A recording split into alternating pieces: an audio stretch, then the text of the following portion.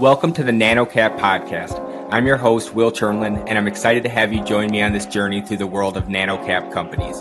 For the past decade, I've talked to thousands of business owners across various industries. It's been an enlightening experience revealing the vast tapestries of entrepreneurship and innovation that thrives beneath the surface of mainstream media coverage. Each week, I will interview different leaders of nano-cap publicly traded companies to learn about their history, what they do now, and their future. As a reminder, none of this information is financial advice, and it is all for entertainment purposes only. Let's start this week's episode. Hi, everyone. This week, we have John Lai, the CEO of Petvivo, stock ticker PETV. Petvivo is a biomedical device company currently focused on manufacturing, commercializing, and licensing innovative medical devices and therapeutics for companion animals. John, thanks for coming on the podcast. Well, thanks for having me, Will. So I went kind of back into your LinkedIn, looked a little into your history to kind of see how you got to where you are today. First and foremost, can you tell me just a little bit about your time as CEO of Rover and what Rover did? Because it sounds like that's a winning business model, but you might have just been a little ahead of your time. Yeah, so I have found out over the years, because my philosophy is always look for niche technologies that I believe was going to be the future, 3 to 5 years out. And there have been times, like you stated, I've been early. One of them was gas card, pay at the pump. Greatest concept ever, but they were using phone lines. And phone lines back then were $100 a phone line, and gas station owners could not afford to put in 4 or 8 phone lines on a monthly basis. So, that one didn't work because of that, but obviously the patents were bought by Visa, and they rolled it out successfully because of wireless radio modems and everything. And other companies, I was at the right time, like a company called Stratasys, which focused on rapid prototyping using a monofilament layering of plastic products or 3D imaging. So another Minnesota company. Downloading of software, Digital River online. I was early, but not too early, because as you recall, AOL, you got this downturn. You would spend 20 minutes trying to download the software, and then they boot you off and you have to start over. We were a little ahead, but it was in enough time frame where the DSL picked up, where they could start downloading, and that became a very successful company. So I stick with that theme, and that's how Petvivo fits into that theme, because we look at technologies that are quite innovative and disruptive to the industry, where we'll be able to bring what we feel is the next generation of healthcare or products to help improve the quality of life of our pets. Yeah, that's what I was going to kind of get to, is that first starting with Rover, and then you worked in the oil and energy industry for a bit. And then tell me about kind of the day or the weeks of you're working in the oil and energy industry, but you start getting calls about this Petvivo company, or someone has this patent that they want to commercialize, or exactly kind of how did that phone call go down? What got you excited about the idea? How did that happen?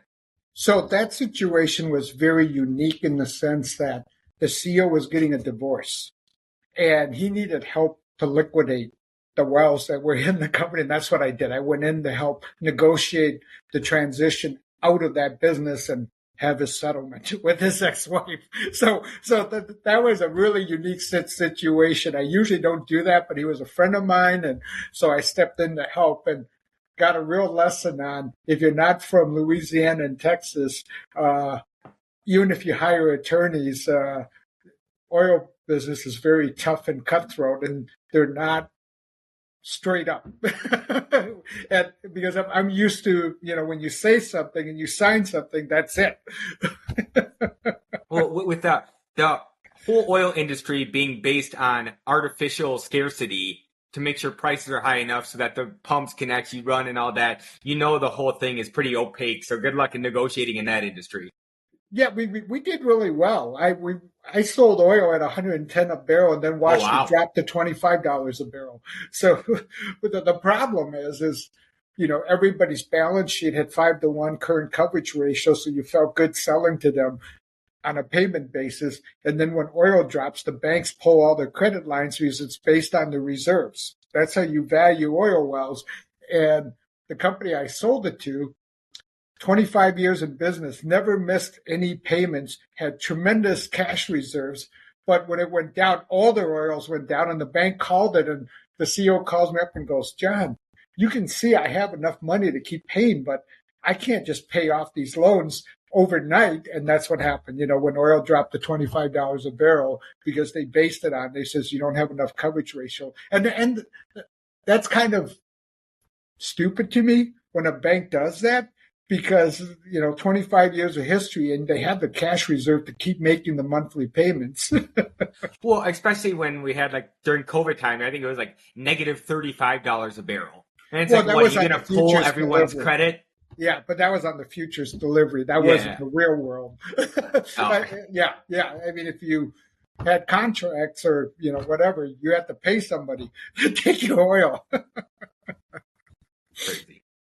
So yeah, tell me a bit more about how this kind of transitioned into Petvivo. You're helping out your friend, you're kind of wrapping that up, and then were you in the market and kind of looking around? No. Did they just contact you out of the blue, or how did this happen? So because of my past successes and the ability to show how to commercialize and understanding what the future of technology or whatever product we're bringing, I stick with that niche form.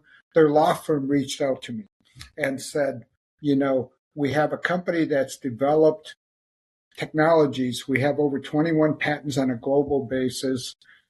They receive $8 million in grant money from the Department of Defense and NIH. And the scientists and development of the science was at the Mayo Clinic in Rochester, Minnesota. The scientists loved it. He just kept doing research because the government kept paying him to do research. So it was his ideal job, but he went out and took money from private investors, and the private investors have an expectation of some monetization. It's not just for him to keep doing research and having fun. So they threatened to sue him. They reached out to me and says, John, can you commercialize some of this? I looked at their data and I said, your data is actually too good. And they go, what do you mean too good? I said, you're changing therapies in the human side of the market.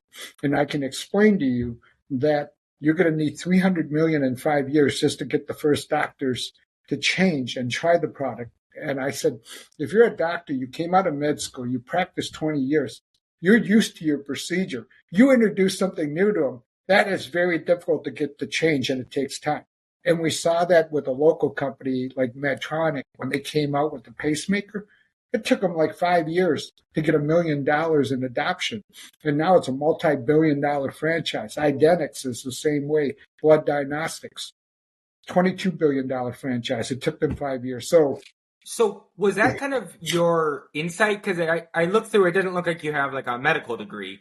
But was that kind of your insight of being somewhere near kind of the got the Silicon Prairie or the MedTech kind of alley and having all these different business connections at Medtronic and stuff? Is that how you kind of pattern match to figure out that this needed a lot more capital than they had?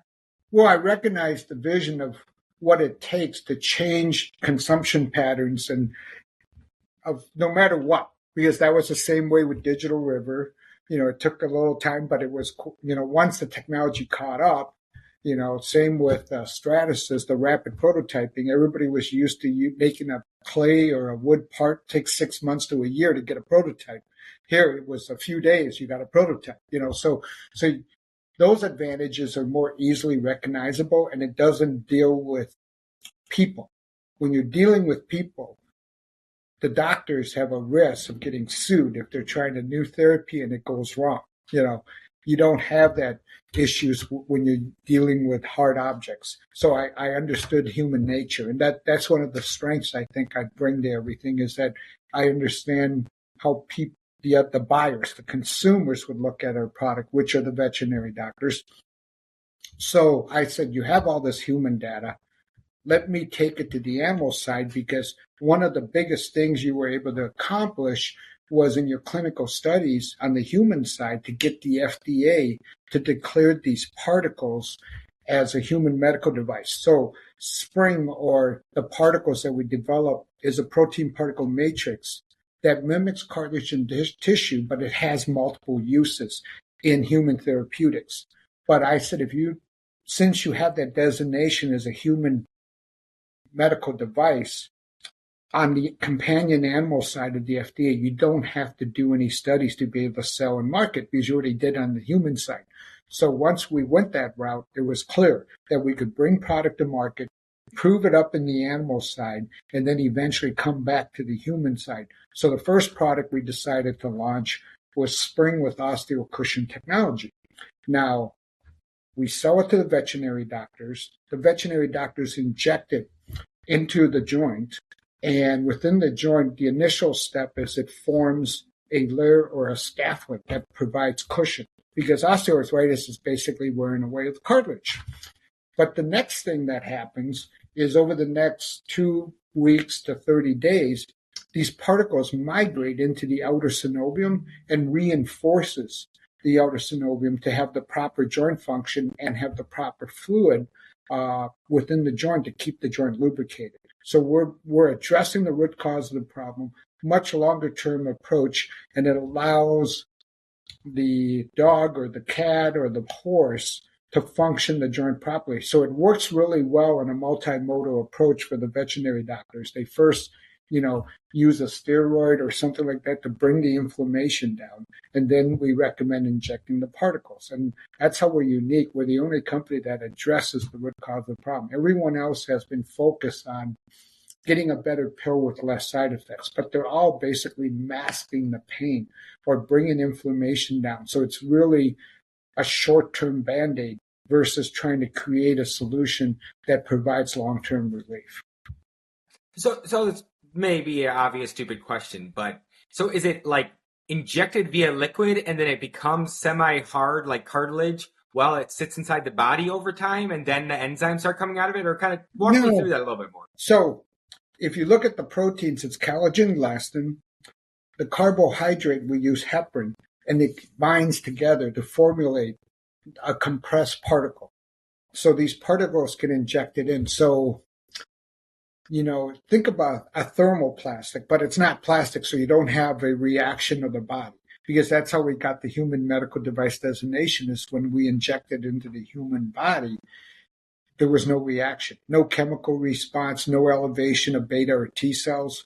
So with that, once we inject it in, it mimics the cartilage and fluid that used to be there. But the beauty of it is, if you think about the components, that's the components of articulating cartilage in people and animals. So it integrates in perfectly to the host body, and you don't get any adverse events. So you talked about kind of one of your strengths is just like understanding humans in general and people in general. So tell me about selling into markets as different as man's best friend, where it's almost like a fully like emotional buy, compared to say something like a horse, where there's actually like a monetary value that can be prescribed to the horse a little bit more, and it actually might be like an ROI type thing. How do you sell to those two different markets, and how do you market to them, and how do you figure that out? So initially, for the first 2 years, we focused on athletic horses because it's easy to identify the benefits. The vets are on the track, so we get instant feedback. They have trainers that are able to report to the vet and back to us, as well as in racehorses, they actually show an improvement in earnings. We've had horses that show 10x what they earned before, relative to what they earned before after the spring injection. And so the uniqueness also is our particles or injection lasts typically about a year. Obviously, if you've got a harness racehorse, which they run every day, it's going to be less because it's just like cartilage. It wears, you wear it so you can do another injection. The good thing about it is we don't show any diminishing results after each injection because and certain pharmaceuticals and everything, after each injection or so on, there's diminishing efficacy. So we were able to do extremely well to the point where there's an organization called HISA, Horse Integrity Safety Authority. They govern horse racing in the United States. In the rules they put out prohibiting synthetic lubricants and other types of lubricants. So basically, if you inject the racehorse with a polyacrylamide or a hydrogel, it's a 6-month prohibition from racing from the date of injection. They actually named Spring with the osteocushion technology as a product if you use. It's only the standard 2-week prohibition. So in horse racing, basically anything you inject, you can't race the horse for 2 weeks instead of 6 months. 6 months is a long time. And so, and also if the vet on the track is using it will be subject to fines and suspensions. But I've never seen a rule where they identify a product you can use outright, and they identified ours. So that was a nice windfall for us. I didn't expect to get something like that, but we did. And then from there, I heard you mention in other interviews, so I would love for you to kind of elaborate a little bit more about just like how you go to, say, an animal or veterinarian conference, and people are pulling on your coat jacket saying, hey, love the product, but it actually does great for this, or it actually does great for that. Can you tell me a little bit more about kind of these findings that these veterinarians are having of, hey, actually has a lot more use cases? Yep. So we put out safety studies. We had independent groups do safety studies and then do efficacy studies. And then lately, we've been pushing on the small animal market, which is significantly larger. So just in the United States, there's about 7 million horses, 83 million dogs, and about 50 million cats. So obviously the companion animal market's bigger, but we created a lot of data for the horses that it shows it works. And then now if you look at our most recent hires in the territorial or sales managers, they're small animal experts, or they've sold in small animals. Our vets that we're hiring as tech services vets are small animal vets instead of, top equine vets. So that allows us to present some of the studies at the various conferences to show. But the other good thing is a lot of veterinary doctors and owners of pets that have had great success, because the level of success they've been getting is sometimes pretty unbelievable. We had one veterinary school professor. She operated on the dog twice, and there wasn't any benefit.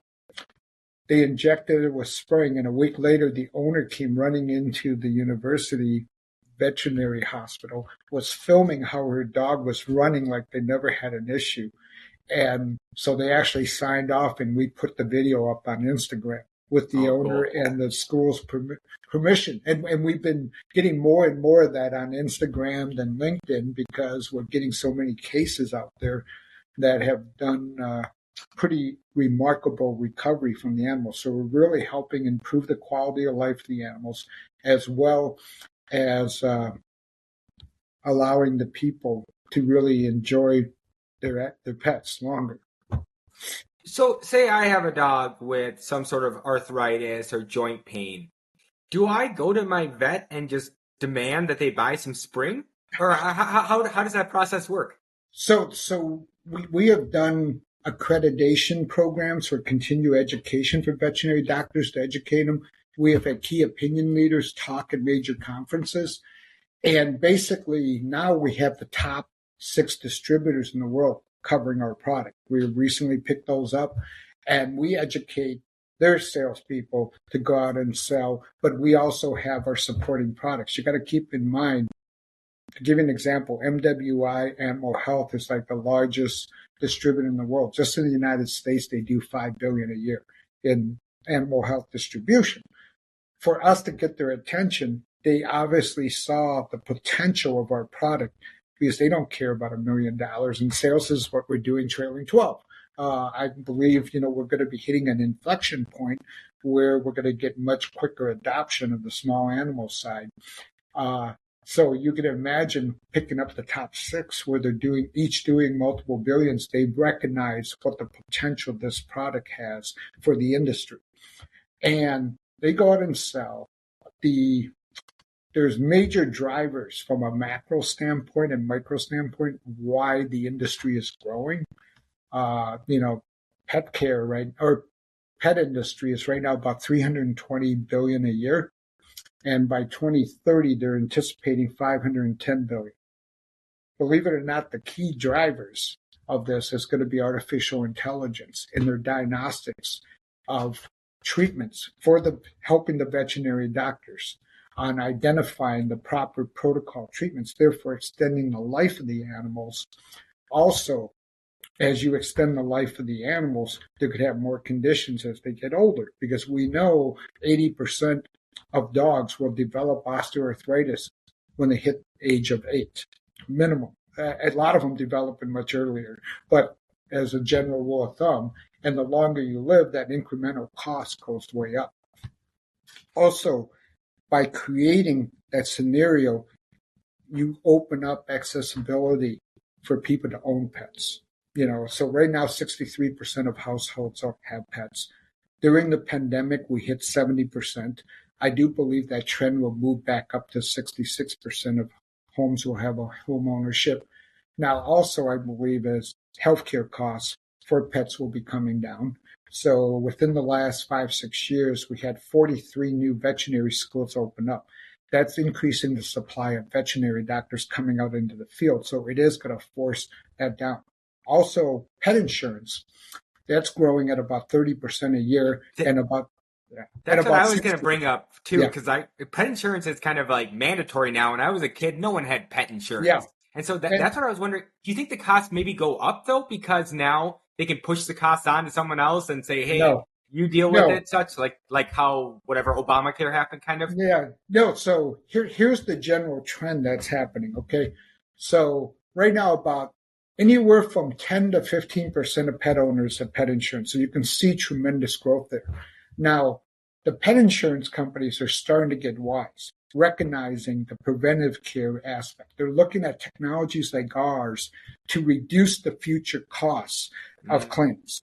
So if you can bring a product like Spring in earlier on as a prophylactic on breeds of dogs like Labs, Dobermans, German Shepherds that have hip issues, and inject them much earlier on, you're going to push out any of the issues, or elbows or knees, where if they inject it, they may not need the surgery well beyond its life expectancy. And you're going to expect pets to increase their life expectancy, because the average dog is about 13.7 years.